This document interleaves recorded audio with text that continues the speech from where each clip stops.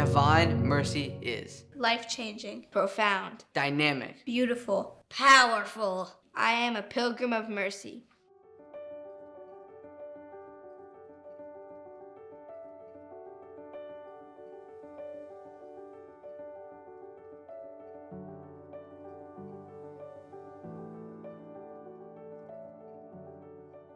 Do your doubts unsettle you, or do you see them as an invitation to grow? Doubts are a natural component of our spiritual journey. When doubts arise in your heart, don't see them as failures or threats to your faith. See them as opportunities to grow in faith. Faith and doubt go hand in hand, and often the greater the faith, the greater the doubts. Our doubts can be a great antagonist in our faith story. This antagonist often draws us into a deeper experience of faith as long as we remain in pursuit of truth and don't begin to pursue an excuse. The most famous doubter in history, of course, Thomas. Poor Thomas. He might have just been having a bad day, yet this one situation has defined him throughout history as the great doubter, referred to as Doubting Thomas more often than as Saint Thomas.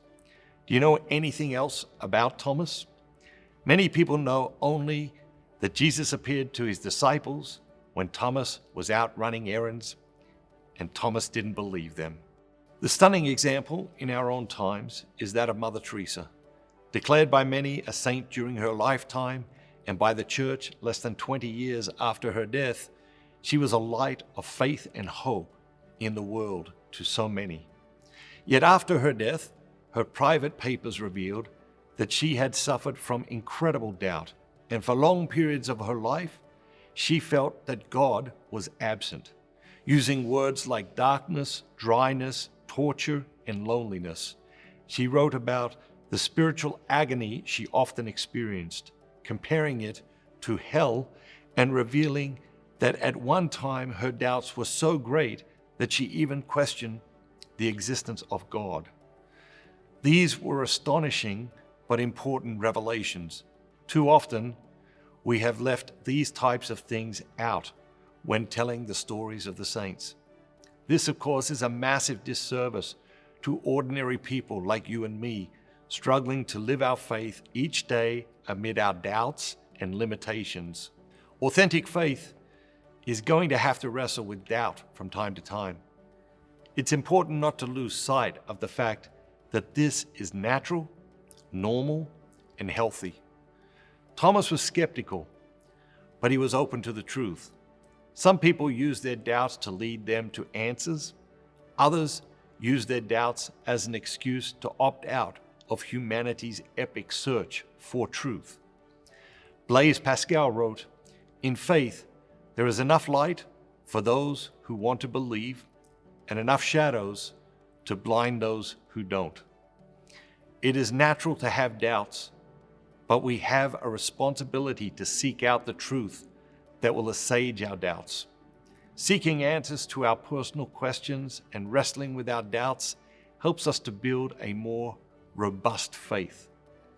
The second spiritual work of mercy, Counsel the Doubtful, involves helping other people to work through their doubts. Doubts are flawed because they can never be fully satisfied. They demand proof, but they question any proof that is offered. There is no proof, evidence, or answer that will satisfy some doubts. There would be no need for faith if proof was available. Healthy faith asks questions. The important thing is to stay focused on your search for truth. Examine your motives. Are you looking for answers, or are you looking for an excuse not to believe?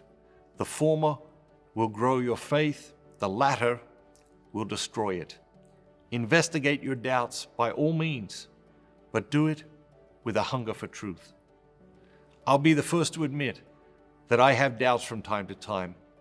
Some pass away in a day, others cling to my mind and heart for long stretches. It's these longer-lasting doubts that challenge my perspective and invite me to grow in trust. What are your doubts? How might God be inviting you to trust Him more because of those doubts, not in spite of them? We all need people in our lives we can trust to give us wise advice, to provide a new perspective, to encourage us to find the way forward when we are lost, and to counsel us in our doubts. You need this, and everyone in your life, your children, your spouse, your friends, your family, have this need too. Counsel the doubtful.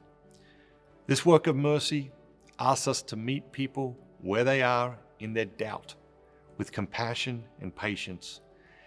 It's a call to help them see their doubts as an invitation to greater faith. The definition of counsel is to advise or to recommend a course of action. Yet far too often, our impulse is to judge or even rebuke those who reveal their doubts. There are 3 fundamental shifts we can all make that will empower us to effectively counsel the doubtful. The first is to get comfortable with uncertainty. In matters of faith, certainty is a myth. One of the essential requirements of faith is the absence of certainty. If you can be certain, there is no need for faith. And yet, the demand for proof and certainty has become one of the idols of our age, an idol that has separated millions from God. The more comfortable we become with uncertainty in our own lives, the more capable we are of helping others make peace with uncertainty in their lives. This is essential to counseling others in their doubts. The second crucial shift is to banish judgment from our hearts. This begins with avoiding the poison of judging yourself. Don't judge your doubts. Remember, great faith and great doubt go hand in hand. Even the saints were plagued by doubt at times. It's what they did with their doubts that made all the difference. Learn to see your doubts as an invitation to greater faith, and you will be far less inclined to judge others for their doubts. Instead, you'll be equipped to help them see their doubts as an invitation to grow in their faith. Counseling the doubtful is a powerful act of mercy. Some people may resist your efforts, but keep in mind, mercy is always an invitation to a better life. The third fundamental shift is from self-reliance to asking God to do what only God can do. Yes, we should study the scriptures, read great books about the faith, and immerse ourselves in spiritual practices. And still, it is vital that we keep in mind that faith is a gift. Faith, hope, and charity, the 3 theological virtues, are infused in our souls by God. Only God can give us faith, so let us ask Him for it. Counseling the doubtful also involves teaching people to pray for faith. I offer you this prayer as a way to practically accompany your doubts. When your heart is troubled by doubts, pray this short prayer over and over throughout the day. Lord, increase my faith. Lord, increase my faith. Pray this prayer dozens of times a day. Trust, surrender, believe, receive. There is a multi-generational problem in the church that deserves our urgent attention. It seems the growing consensus among Catholics is that Mass is boring and that it isn't relevant to modern life. Nothing could be further from the truth, and this year, we want to change that mistaken perception forever. Dynamic Catholic is developing a world-class program that will teach Catholics, young and old, about the genius of the Mass and show them exactly how it applies to their daily lives. I hope this stirs your soul. I hope you want to be a part of it. So click the button below, choose your welcome gift, become a Dynamic Catholic Ambassador today. We had so much fun creating these new welcome gifts for you. I hope you enjoy them. Have a great day, and remember, be bold, be Catholic.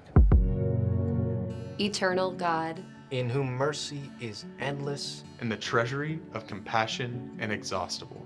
Look kindly upon us, and increase your mercy in us, that in difficult moments we might not despair, nor become despondent, but with great confidence submit ourselves to your holy will, which is love and mercy itself. Amen. Amen. Amen. See you tomorrow. Thank you, ambassadors. You are changing the world. Have a great day. Have a great day. Have a great day.